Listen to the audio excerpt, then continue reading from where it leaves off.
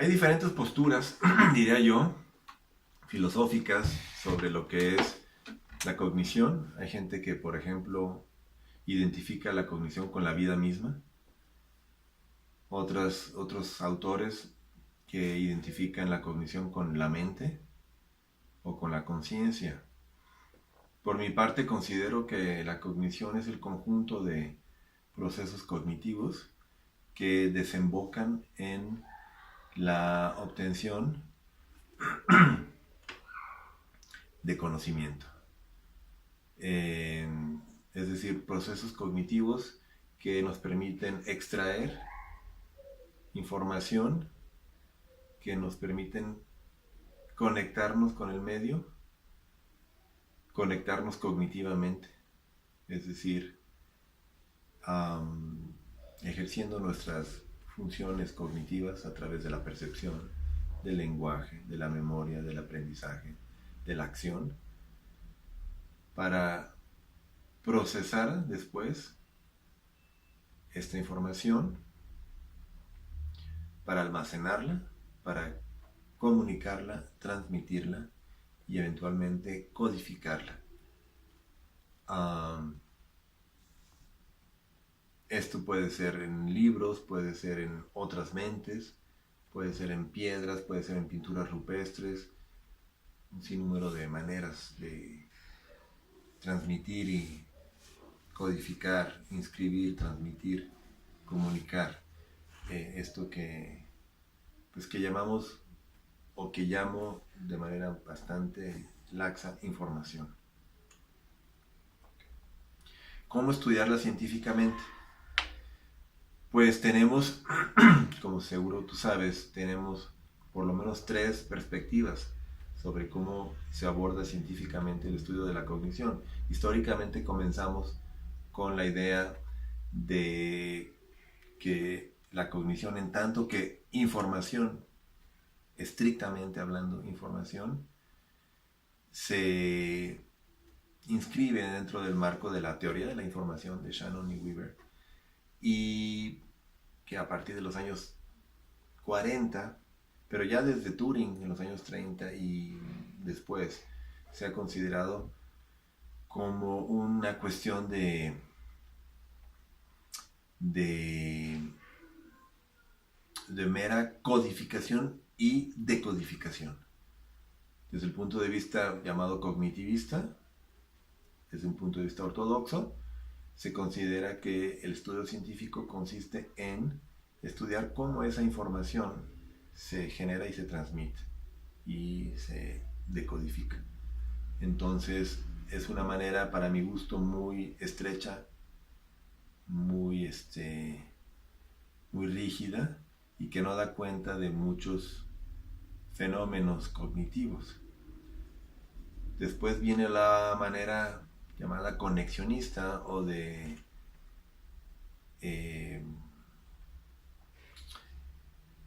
procesamiento distribuido en paralelo, o procesamiento paralelo distribuido, que considera que la cognición se puede estudiar científicamente, pero ahora emulando de alguna forma los sistemas naturales, en esencia el cerebro, para entender este procesamiento.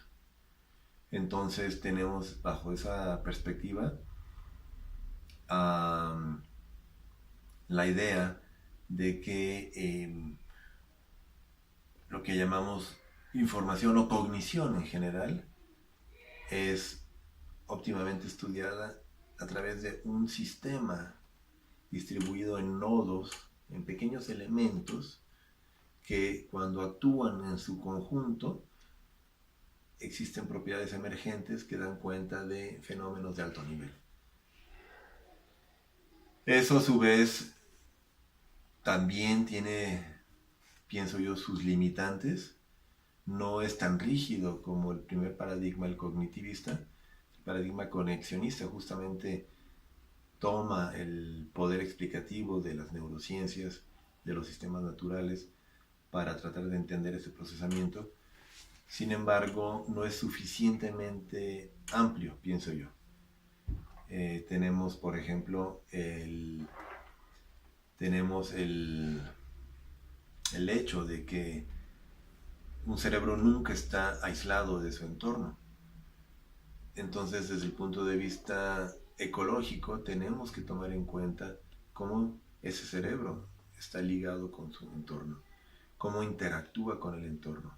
Pero no solamente desde una perspectiva sincrónica, diría, sino también una perspectiva diacrónica, es decir, a través del tiempo.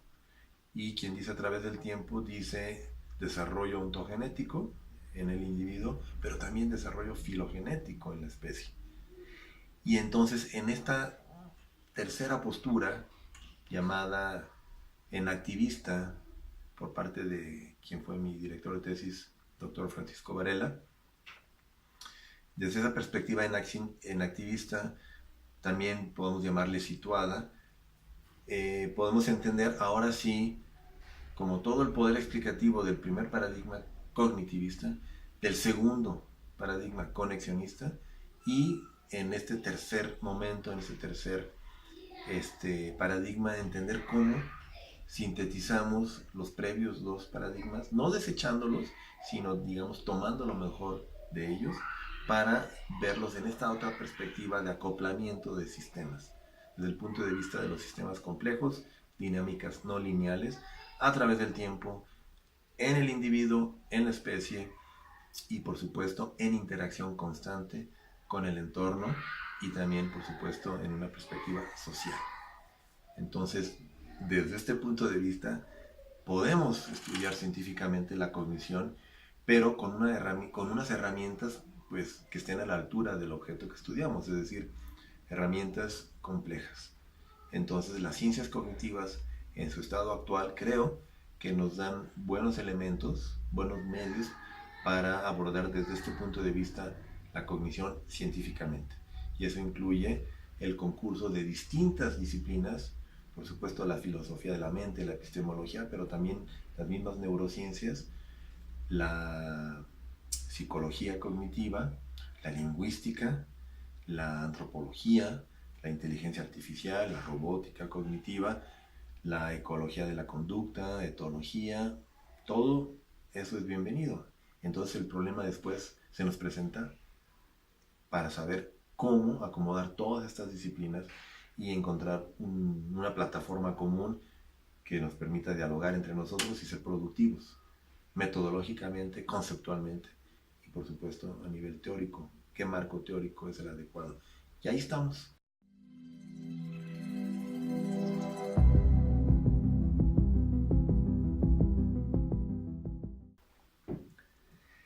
Mi interés por estudiar la percepción, y ya llevo más de 20 años haciéndolo, surge de una problemática lingüística.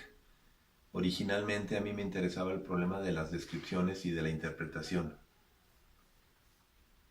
de esas descripciones. Me intrigaba y me sigue intrigando cómo es posible que seres humanos de diferentes culturas, pero aún dentro de una misma cultura, se puedan entender cuando no estamos seguros de compartir conceptos, o por lo menos no totalmente. Y creo que de hecho no compartimos totalmente los conceptos. Cada quien posee conceptos de su propia cultura, pero en un grado suficiente para comunicarnos. Sin embargo, no es una correspondencia de uno a uno, ¿no? Mi concepto, por ejemplo, de lo que es la lluvia, ¿no? Si nos ponemos a indagar lo que tú crees sobre la lluvia, el conjunto de creencias o el conjunto de conceptos asociados a la lluvia, seguramente será diferente del mío. Esto no significa que no nos podamos entender, porque ciertamente nos podemos entender, porque si te digo, mira, está lloviendo, pues ya sabes a dónde voltear y qué es lo que se necesita para verificar si está lloviendo en verdad o no. Ese no es el problema, entonces no tenemos que adoptar una postura relativista de entrada ni subjetivista. Pero eso tampoco significa que entonces tenemos la certeza de que tú y yo estamos entendiéndonos, digamos, perfectamente cuando usamos conceptos que aparentemente son los mismos. Entonces, ese tipo de problema, hace más de 20 años, durante mi primer maestría, me llegó me llegó, yo creo que a raíz de la lectura mía de Kant, ¿no? Cuando estaba muy joven, y desde entonces me puse pues a tratar de entender, ¿no? Cómo distintos marcos teóricos, conceptuales también se les llama, nos permiten, por un lado, entendernos y comunicarnos, pero también, por otro lado, también introducir diferencias, quizás en algunos casos inconmensurables, o por lo menos indetectables. Pero para tener en claro la cuestión de la interpretación, de las descripciones y del lenguaje mismo, y la comparación, digamos, de nuestros marcos conceptuales, yo me di cuenta que teníamos que empezar por lo primero. Es decir, antes de describir el mundo, lo percibimos. Solo describimos aquello que percibimos previamente. Entonces, si yo no tenía en claro, primero, cómo es que percibimos el mundo todos los seres humanos, ¿sí? Y solo enseguida entender cómo es que hablamos del mundo los seres humanos, entonces, pues, sentí yo que me iba a topar con un callejón sin salida. Eso fue lo que me llevó a mí a estudiar la percepción para tratar de entender justamente, primeramente, cómo es que todos percibimos el mundo, ¿sí? De manera similar o común, para entonces y solo entonces hablar de cómo hablamos sobre el mundo, cómo hablamos del mundo, para entendernos cuando hablamos de él. El problema es que me di cuenta, más bien pronto que tarde, que era sumamente complejo este problema. Y tan complejo es que llevo más de 20 años ya trabajando el asunto, teoría de la percepción, y pues veo que entre más abro problemas y latas, digamos, más gusanos se salen y más problemas surgen. Entonces yo creo que en esta vida no voy a llegar al problema lingüístico, al problema de las descripciones y de la interpretación, aunque me fascina y me interesa muchísimo, porque estoy muy ocupado todavía trabajando teoría de la percepción para entender cómo es que percibimos todos lo que consideramos la misma realidad o el mismo mundo, ¿sí? Entonces eso fue lo que me motivó para estudiar la percepción.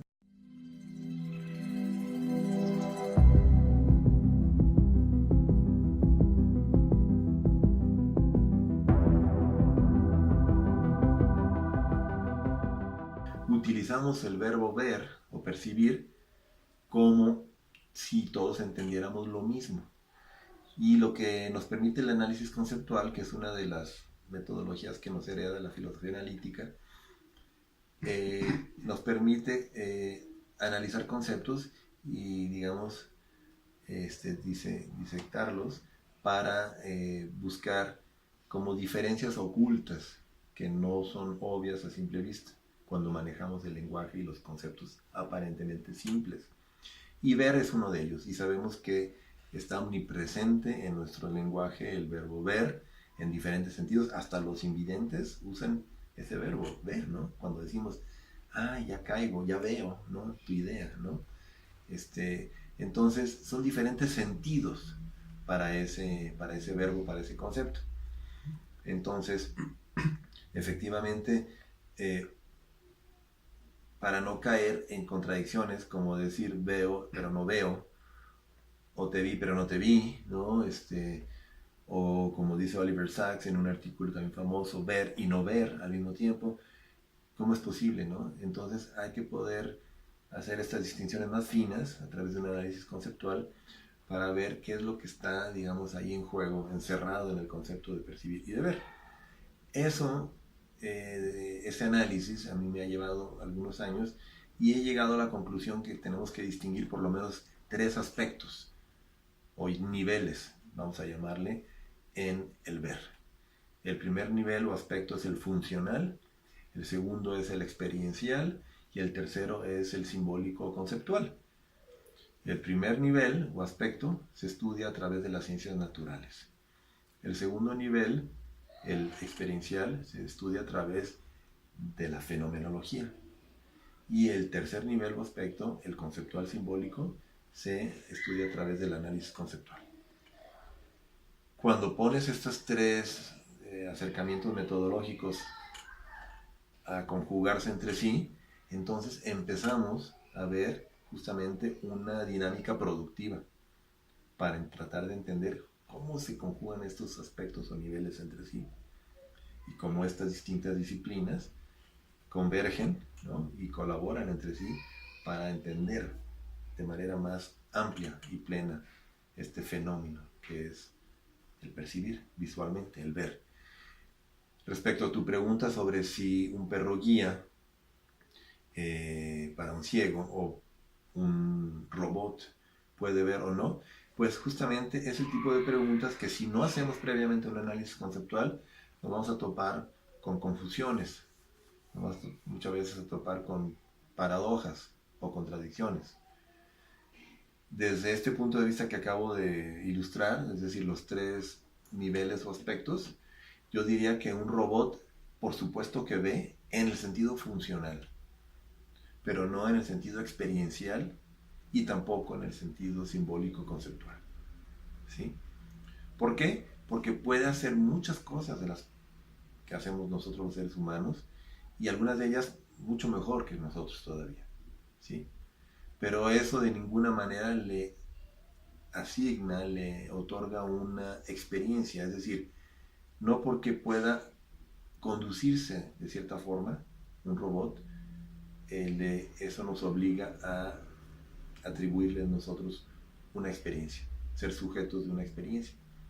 Entonces, puede hacer muchas cosas un robot, puede separar seguramente manzanas rojas de manzanas verdes, pero no gracias a su experiencia del color.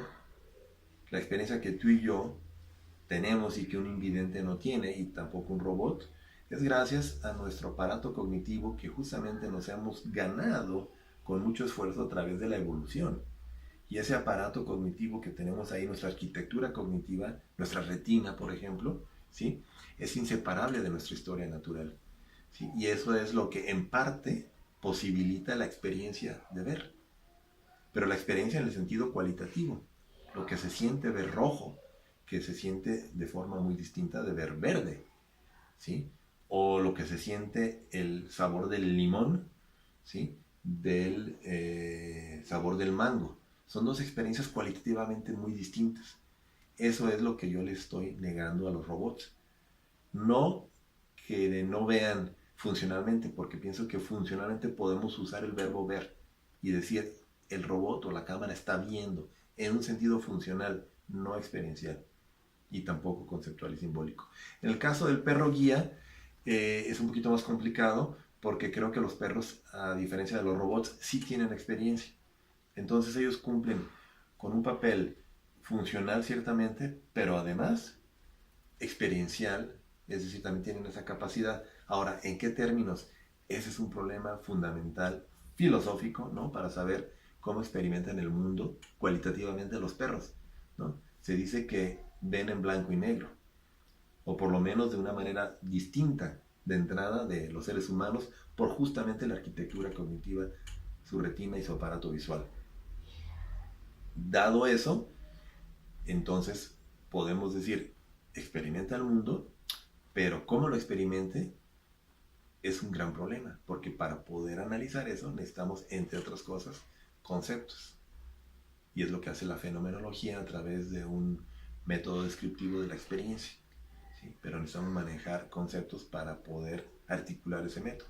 En el caso de los perros no lo podemos hacer salvo indirectamente, a través de pruebas de laboratorio, pero eso no nos dice cómo experimenta el mundo. Sí sabemos que lo experimentan cualitativamente, ciertamente, porque pueden reconocer, ¿no?, la comida echada a perder de la que no está echada a perder, o prefieren a lo mejor una pata de pollo que una hoja de lechuga, etc. Entonces, también funcionalmente se puede explicar esa conducta, ¿sí? Pero a veces la experiencia, como esta segunda etapa que en la evolución hemos adquirido los seres cognoscentes, permite explicar de manera económica ciertas conductas. Entonces es lo que yo pienso, que la experiencia juega un papel de economía cognitiva en los seres cognoscentes. Como dicen, la naturaleza no da free lunches o almuerzos gratis, ¿no? Es por algo que tenemos esa capacidad de experimentar el mundo cualitativamente, y creo que esa explicación se encuentra en una economía cognitiva que permite capturar en un solo acto cognitivo distintos parámetros en un solo acto, ¿no? Entonces, cuando está buena la comida, pues sabemos que te vas a dar gusto, pero también te va a nutrir y también te va a permitir poder chambear, o hacer tus labores del día o el día siguiente y muchas otras cosas.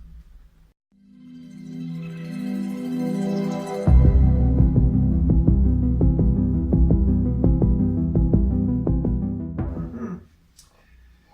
Estudiando la teoría de la percepción,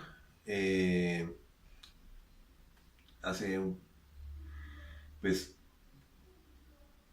ya muchos años, me topé con que el nivel experiencial no se puede entender sin una conciencia subyacente, porque decimos que esta puerta no experimenta el mundo, ni esta mesa, pero yo sí y mi perro también. ¿Qué nos distingue? Digo, obviamente nos distinguen muchas cosas, pero para experimentar el mundo uno tiene que ser sujeto de experiencia. ¿Y quién es sujeto de experiencia? Es, por definición, pienso yo, un ente consciente. Es decir, un ente capaz de sentir. Decía Kant que la estética trascendental consistía en esta capacidad, decía él, de intuir el mundo exterior y el mundo interior. Esta intuición se entiende como una sensibilidad. Entonces, también decía él de manera un poco más técnica, el espacio es la forma a priori de la intuición externa, el tiempo es la forma a priori de la intuición interna. Y en ambos casos estamos hablando de una sensibilidad subyacente y trascendental, es decir, que debemos de suponer para entender toda intuición externa e interna. Eso requiere de una conciencia, porque para sentir, es decir, una sensibilidad, algo que siente, pues tiene que haber un sujeto que sienta algo, un punto de vista sobre el mundo que sienta y que se sienta a sí mismo, a su vez. Esa es como la piedra angular a partir de la cual podemos entender el elemento experiencial en la percepción.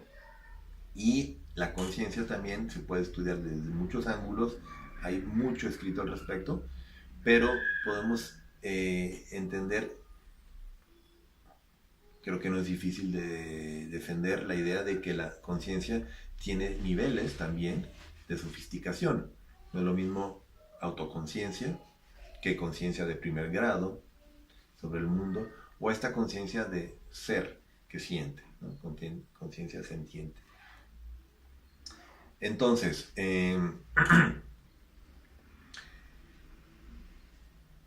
entonces la conciencia es parte constitutiva de la percepción desde el punto de vista experiencial. Y no solo eso, sino que además esa conciencia nos permite enriquecer a su vez la experiencia perceptiva a través del elemento conceptual. Esto requiere un poquito más de desarrollo y de elaboración, pero solo lo menciono para decir que los estados modificados de conciencia nos van a permitir entender mejor este elemento consciente o esta conciencia subyacente a la percepción desde el punto de vista experiencial, y nos va a permitir contrastar típicamente a través de experiencias desviantes, como son los estados modificados, desviantes de un estándar, ¿no?, estadístico. Y esas modificaciones se pueden lograr ya sea a través del estudio de las patologías mentales, a través de distintos medios que nos modifican la conciencia, como el trance o la meditación, podría ser también la danza o la respiración, la hiperventilación, pero también se dice que los sueños, ¿no?, son un estado modificado de conciencia por razones más o menos obvias. Es decir, estados en donde nuestra conciencia está, digamos, fuera de su hábitat natural. Decía William James que bastaba a veces con un pequeño disparador que ponga en evidencia, decía él, la finísima película o capa que separa la conciencia habitual de la conciencia, decía él, de mundos, este, maravillosos y terroríficos también, es decir, experiencias totalmente distintas de lo habitual. Entonces, los estados modificados de conciencia nos permiten darle contraste, digamos, a los estados habituales de conciencia y por ende, como hace por ejemplo la neuropsicología, a través del contraste entre lo desviante y lo normal, entender mejor el fenómeno que nos ocupa, en este caso la conciencia, pero por vía de consecuencia también la percepción y la conciencia. Ahora, dentro de los estados modificados de conciencia, a mí en lo particular me interesan las alucinaciones. Las alucinaciones se interpretan típicamente como un estado modificado de conciencia. ¿Y por qué las alucinaciones? Pues porque es el talón de Aquiles, tradicionalmente, de una teoría de la percepción, una buena teoría de la percepción. Es decir, las teorías de la percepción que se han manejado en epistemología y aún en las ciencias naturales no dan cabida científicamente y conceptualmente de manera, yo diría, seria y robusta al fenómeno de las alucinaciones. Empezando por la definición ya ortodoxa de las alucinaciones como una percepción falsa o como una percepción sin objeto, lo cual nos lleva a contradicciones y en realidad más que respondernos nos confunde todavía más. Entonces lo primero que hay que hacer, volviendo a lo que yo decía hace unos momentos, es un análisis conceptual para entender qué se juega en este concepto de alucinación y entonces cómo se define típicamente en términos de la percepción, porque bajo la concepción tradicional de Esquirol, alucinación igual a percepción falsa o sin objeto, percepción falsa o sin objeto. Entonces, yo que me interesa la percepción, no puedo entender la percepción en términos de una percepción sin objeto o una percepción falsa. Son dos maneras de formular el problema, pero igualmente malos, yo diría, deficientes, ¿no? La primera, percepción sin objeto, exige que pues el interlocutor acepte que podemos percibir algo sin que exista. Yo percibo esta botella de agua que está enfrente de mí y percibirla significa muchas cosas, entre ellas tener una experiencia, como ya dije, pero también poderla mover de lugar, interactuar con ella, poderle dar la vuelta y percibirla de diferentes ángulos, dártela a ti, por ejemplo, para que la llenes o que la pesemos, etc. Entonces, la existencia del objeto hay muchas maneras de ponerla en evidencia. Ahora, ¿cómo me pides o cómo nos piden quienes han definido así la alucinación que aceptemos que es posible que perciba yo algo que no existe? ¿Sí? No hay manera de satisfacer esa definición. Es lo que estoy diciendo y llevo años diciéndolo. Por lo tanto, tenemos que buscar otra vía. ¿Cuál es la siguiente vía? Bueno, percepción falsa. Ok, es una percepción pero falsa. Y aquí lo que hay que decir es que la percepción no es ni falsa ni verdadera. Solamente las creencias o las proposiciones, el contenido proposicional de una creencia es susceptible de ser falso o verdadero.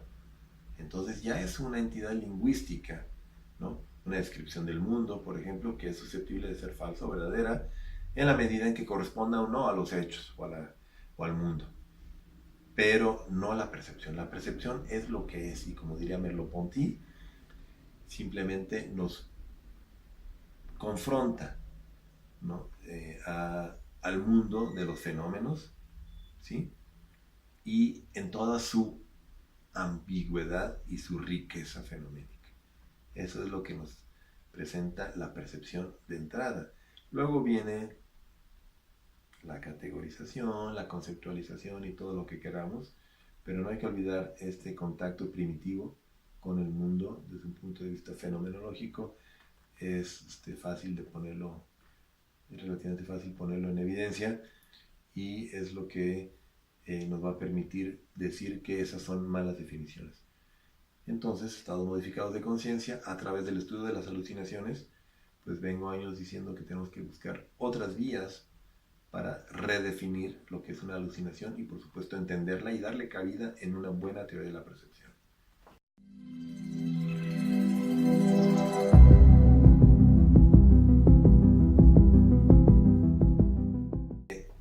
Otro asunto que también me llega a pecho, académicamente hablando, que es la sustitución sensorial.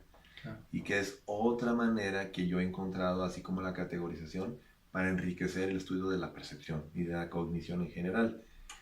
Yo tuve la fortuna de trabajar directamente con el doctor Paul Bajirita, quien también fue mi mentor, ¿no? Un cotutor mío en mis estudios doctorales. Y él, en realidad, más que nada le interesaba el estudio de la plasticidad cerebral y plasticidad sensorial. Y la sustitución sensorial era una manera de ponerla en evidencia. Es también otro pequeño universo, ¿no? Hablar de plasticidad nerviosa y sensorial, y tampoco tenemos tiempo, pero es un tema fascinante que nos permite también entender cómo o cuán plástica es la percepción y cómo estos sentidos que tenemos nosotros, los 5 sentidos aristotélicos externos, son contingentes a nuestra especie. Sabemos que hay muchas especies animales que tienen otros sentidos y que por lo tanto perciben el mundo de manera distinta. Eso no nos pone en otro mundo, ni hace que estemos en mundos completamente distintos. No, porque ya dije que desde el punto de vista funcional compartimos mucho. Todos los animales cognoscentes, y más los que estamos dotados de ojos. Pero, por otro lado, imaginar o pensar que estos sentidos son contingentes a nuestra especie significa que entonces hubiéramos podido evolucionar de otra manera, con otros sentidos, en lugar de 5 hubieran podido ser 13 o 2, y a lo mejor 2 que no tenemos ni idea de cómo pudieran haber sido. Eso incide directamente en nuestra experiencia del mundo, como ya lo traté de decir, porque a partir de estos determinantes neurobiológicos, o como suelo decir, la neurobiología determina la fenomenología, ¿sí? Es decir, nuestra arquitectura cognitiva es de tal manera que nuestra experiencia es de tal manera, ¿sí? Genéricamente, a nivel formal. Entonces, la sustitución sensorial nos permite jugar con diferentes parámetros y entender cómo se relacionan los sentidos entre sí, algo que ya Aristóteles le interesaba mucho a través del estudio del sensus communis, y que después a través de la Edad Media todavía llegó hasta Descartes, y él mismo también habla del sensus communis, y después en la filosofía del sentido común del siglo XVIII se recupera, pero ya desde el punto de vista ya más bien moral y psicológico, o sea, de las creencias. Y entonces es también un tema fascinante que nos permite entender mejor y apuntalar nuestras teorías de la percepción. Eso es la sustitución sensorial, y además da para mucho desarrollo tecnológico, ¿no? Por ejemplo, para ayudarles a nuestros hermanos invidentes a percibir el mundo a través de estímulos visuales que de otra manera serían prohibidos para ellos, ¿no? Y no solamente a los invidentes, también a los sordos, y a otros, digamos, deficiencias de diferente orden perceptivo. Eso es la sustitución sensorial. Y vale la pena indagar al respecto. También tengo publicaciones, y creo que es también otra de las líneas que vale la pena desarrollar, no solamente en mi propia investigación, sino también en el centro de investigación y el cuerpo académico.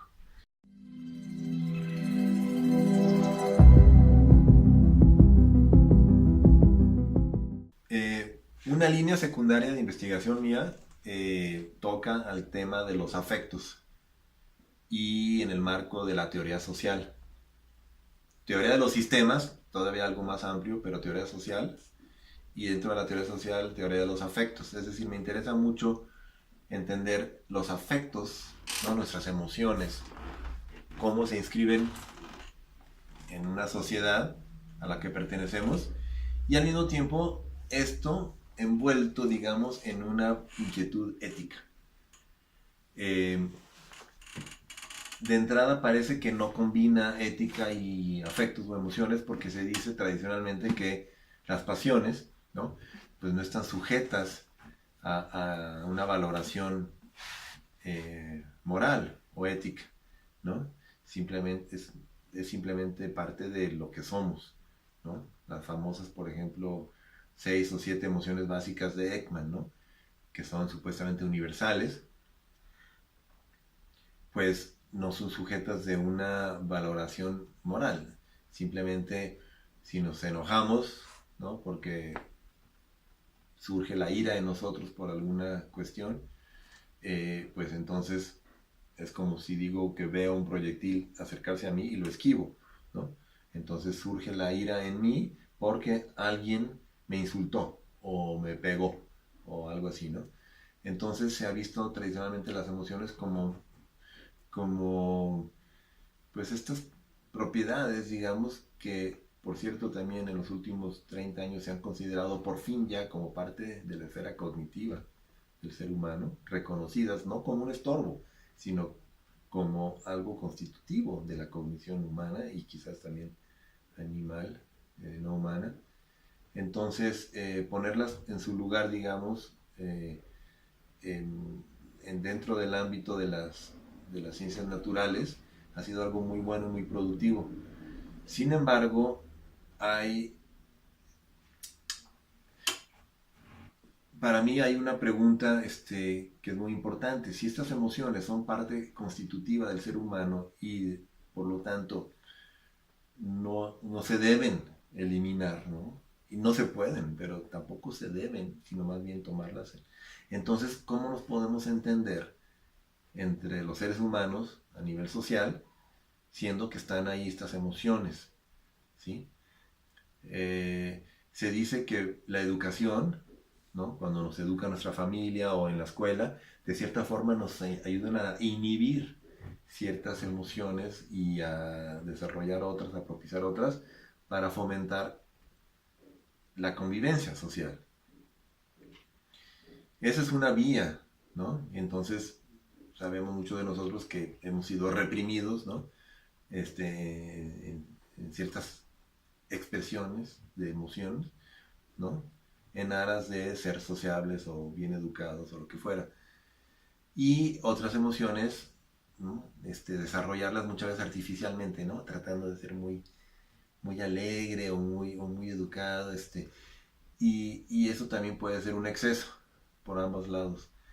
Entonces, yo, en tanto que filósofo, he estado interesado en los trabajos que consideran que muchos de nuestras emociones o de nuestros afectos son disparados y surgen en función de nuestras creencias, ¿no? El caso de Otelo es paradigmático al respecto. Otelo está súper celoso, ¿no? De Casio, ¿no? Porque cree que ama a Desdémona, su mujer. Entonces, sabemos que es falsa esa creencia. Sabemos que él cree algo falso, pero su ira es muy real. Sus celos son muy reales, ¿sí? Entonces, esos celos y esa furia está basada sobre una falsa creencia.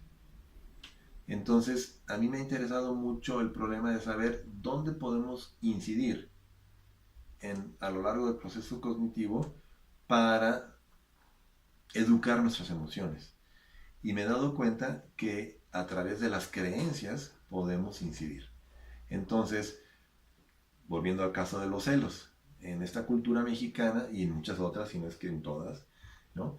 Se nos educa a los hombres, ¿no? Y también a las mujeres para de alguna forma ser celosos en relación a tu pareja, ¿no? ¿Por qué? Porque se cree que el amor tiene que ser unívoco, o sea, como un vector único, unidireccional y exclusivo, ¿sí? Entonces, ¿cómo podemos poner en el mismo plano un amor como otro de nuestros afectos importantes en la vida? ¿Cómo podemos poner el amor y vivirlo socialmente de manera plena, ¿sí? Si al mismo tiempo nos estorban esas creencias que nos maleducan, creyendo que el amor es o sea, tiene un solo objeto y que es exclusivo. Es un ejemplo que yo tomo mucho porque me he dado cuenta, y también lo he vivido a nivel personal, ¿no? Me he dado cuenta que es algo que venimos arrastrando desde hace mucho tiempo y que como sociedad nos estorba. En los años 60, por ejemplo, en Berkeley, en el área de San Francisco, hicieron muchos experimentos sociales, ¿no? Con esto del amor libre. Hablo específicamente del amor dentro de la teoría de los afectos porque es la emoción que más me interesa desarrollar. Las otras emociones han sido ya muy estudiadas y también el amor, por cierto, pero el amor en particular porque es la que nos permite hacer el nexo entre plenitud existencial, convivencia social y también ética, ¿no? Una valoración o consideración ética. Entonces por eso me interesa mucho el tema del amor dentro de la teoría de los afectos. Entonces, a mí se me educó, como les decía, como creo que la gran mayoría de nosotros, que el amor se vive dentro de cierto marco social y psicológico o psicosocial, ¿sí? Y por ahí tenemos que transitar. Y las instituciones, como la del matrimonio, por ejemplo, viene a brindarnos la estructura, los cauces para poder nosotros dispensar ese amor y poderlo vivir. Entonces, yo lo que he hecho a través del estudio de este afecto y en mi propia vida es de alguna forma rechazar también ese marco, el marco institucional y el marco tradicional, digamos, para encauzar nuestras emociones y en particular el amor, y buscar nuevas formas de relacionarnos amorosamente. Entonces, para mí, el amor yo lo entiendo como una emoción inscrita socialmente, es decir, algo que experimentamos, pero también algo sobre lo cual podemos construir un lazo social y que a su vez puede ser, digamos, compartido, no solamente con una y solo una persona, sino con varias y muchas, de hecho, otras personas. Entonces, eso no me lleva al amor libre, ¿no? Ni al poliamor necesariamente, ¿no? Como se ha manejado, sino me lleva a lo que yo llamo una teoría ecológica del amor.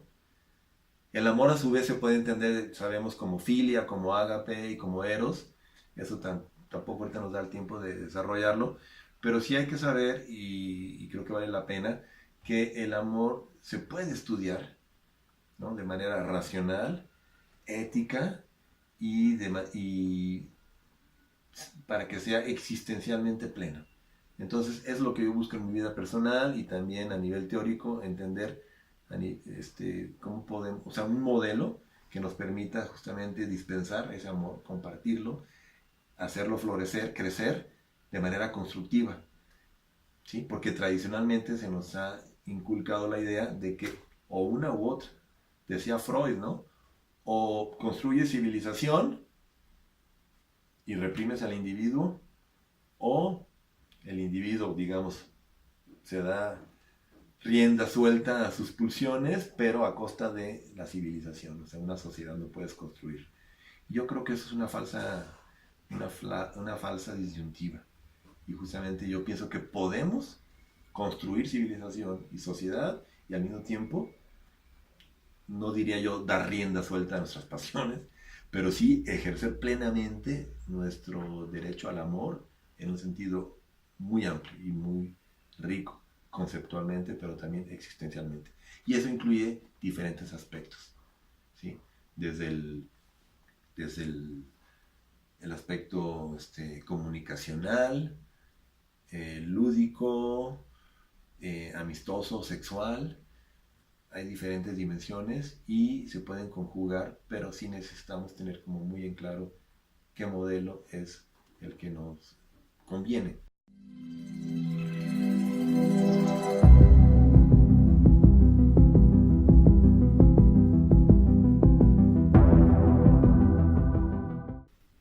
estamos despegando apenas. Llevamos año y medio de existencia como centro, pero en este edificio en el que nos encontramos llevamos, yo diría, 6 meses, porque con esto del terremoto tuvimos casi 2 meses y medio fuera, fue muy interrumpido, vamos a decir 6 meses. Entonces, en realidad es un proyecto que apenas está levantando vuelo. Muchas unidades académicas aquí en la universidad tienen 20, 30, 40, 70 años, ¿no? Acabamos de estar en la celebración de una unidad académica con 70 años. Entonces, comparado con estos números, pues decir un año, 6 meses, un año, año y medio, pues realmente todavía no nos damos cuenta, ¿no? del camino que hemos recorrido, pero sobre todo lo que nos falta por recorrer. Entonces, estamos ahorita en un momento de consolidación, de seguir levantando vuelo con mucho aire que nos sustente, ¿no? Para seguirlo desarrollando, por supuesto, a través de nuestra maestría, pero también a través del doctorado, que ya es inminente su apertura.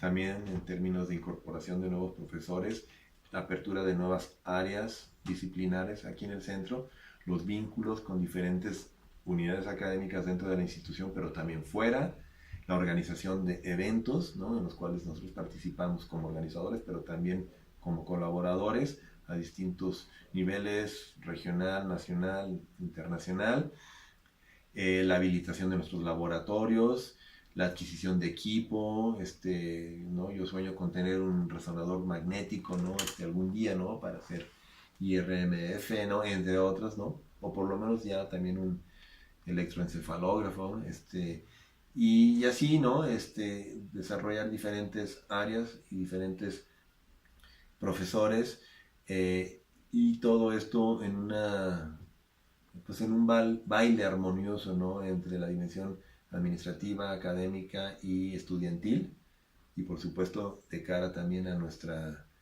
administración central, y también de cara a lo externo, empezando por CONACYT, empezando por la misma SEP, PRODEP y otros organismos de certificaciones como el PNPC, pero también ir más allá, y confío en que con estas nuevas administraciones que tendremos próximamente a nivel estatal y a nivel nacional, podamos hacer realidad esas promesas que se nos han venido haciendo para apoyar la educación, la ciencia, la tecnología, impulsar mucho las ciencias cognitivas, que son ciencias de vanguardia, ¿no? Y mucha gente nos voltea a ver porque nos están preguntando hacia dónde vamos, ¿no? Con el desarrollo tecnológico, cognitivo, ¿no? Con todas estas prótesis, nuestros teléfonos celulares, nuestras computadoras, nuestras redes sociales, ¿no? ¿Hacia dónde vamos, ¿no? Entonces es algo que nos toca a nosotros plenamente ayudar a contestar. Entonces es un centro, pues, que está levantando vuelo y que da para mucho, y lo ha demostrado, pero va a dar todavía para mucho más, y nos vamos a convertir de manera, pienso yo, pues natural, pero también inevitable, en una referencia para el desarrollo de todo lo que es cognición, cerebro, tecnología de la información, y por supuesto siempre con nuestra preocupación de índole social y ética y ecológica muy presente.